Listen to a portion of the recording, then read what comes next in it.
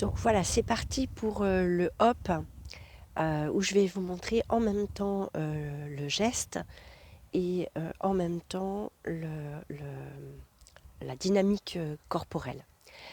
Alors, on a dit que ça allait s'utiliser quand on utilise les bras, les jambes et la tête parce que les abdominaux qui sont grands droits ici vont avoir tendance à se refermer et en se refermant, comme on est en position verticale, il va y avoir en fait nos organes internes vont être pressés et donc forcément par la pesanteur vont aller vers le bas, la vessie étant là, la symphyse étant là, tout va se passer donc dans cette zone-là. Donc le cercle à la peau, midi 3h, 6h, 9h, on ferme, on lance derrière la symphyse qui est ici et on vient poser au-dessus, hop, hop. Donc ça c'est le mouvement à vide, fermeture de la main, on lance et on pose, hop, hop. On part bien de la peau, donc à la superficie et on arrive au-dessus de la symphyse. Ça fait quand même une grande trajectoire, hop, hop, voilà. Donc je vais vous le montrer en fait avec cette main-là, sous cette forme-là, fermeture, montée et posée. Fermeture, montée, posée, au-dessus de l'os de la symphyse. Et là maintenant, je vais additionner mon épaule droite, donc toute seule. Vous voyez mon épaule droite, je fais comme un petit, comme je m'en fous, c'est très très léger, ça se relâche tout de suite. Et je vais additionner ce mouvement de fermeture, lancée, posée avec la jonction de l'épaule. Ça va faire hop, je ferme, je lance, je pose une fois vide, donc par la pensée, hop, et maintenant je vais l'additionner la même chose avec le redressement de l'épaule, hop, et je relâche tout. À vide, hop, et maintenant avec l'épaule, hop.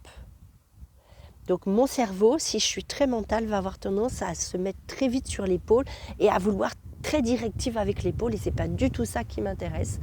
Ce qui va m'intéresser, c'est que votre présence reste de manière fine, vraiment à l'objectif de l'exercice, qui est le petit redressement en fait du suspenseur de la vessie et la vessie qui vient se poser en fait sur l'arrière de l'os de la symphyse.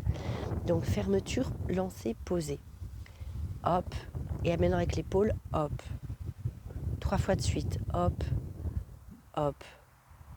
Encore une fois, hop et hop. Et maintenant on va faire la même chose en fait avec l'épaule gauche.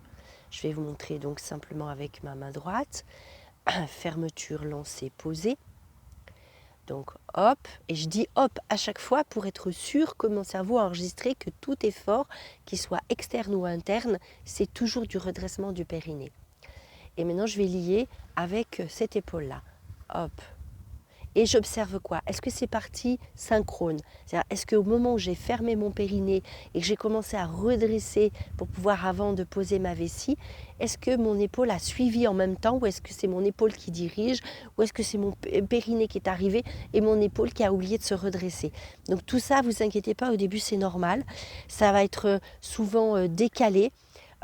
Pour beaucoup de personnes, ça va être simple avec le côté droit et ça va devenir compliqué avec le côté gauche, probablement parce que quand on est droitier, on est un petit peu plus dans le directif, et que notre côté gauche, c'est le plus le féminin, l'intuitif, le créatif.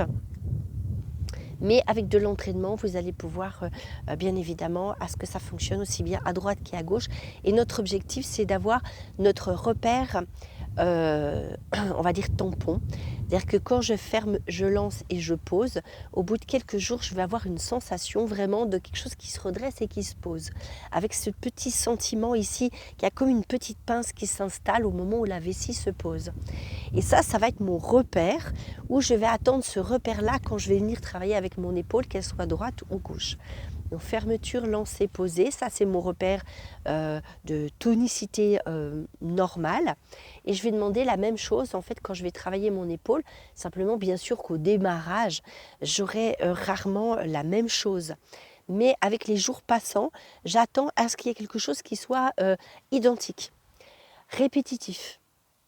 Donc hop, l'épaule droite, hop, l'épaule droite, hop, l'épaule droite. J'ai fini mon exercice pour droite, je vais faire hop, épaule gauche, hop, épaule gauche, hop, épaule gauche. Donc là, vous voyez que je fais en même temps ma main et l'épaule du même côté, mais je pourrais très bien, si j'ai besoin de ça, mais ce n'est pas obligatoire, le faire avec cette main-là pendant que je travaille sur cette épaule-là. Et vice-versa, je travaille avec cette main-là pendant que je travaille avec cette épaule-là. Donc ça va faire hop, hop, je ferme, je lance, je pose, je ferme, je lance, je pose, je ferme, je lance, je pose, je ferme, je lance, je pose, je ferme, je lance, je pose, je ferme, je lance, je pose. Donc là, vous voyez que comme je vais un peu trop vite, j'ai mes deux épaules qui montent ensemble, alors que je devrais arriver à dissocier. Donc avec un peu d'entraînement, voilà, comme ça, pour moi, c'est presque plus facile de faire sur le même côté. Ça peut être le coude qui monte, ça peut être l'épaule qui monte, ça peut être le pouls, voilà. Ce qui va être important, c'est de prendre le temps d'être cohérent avec soi-même.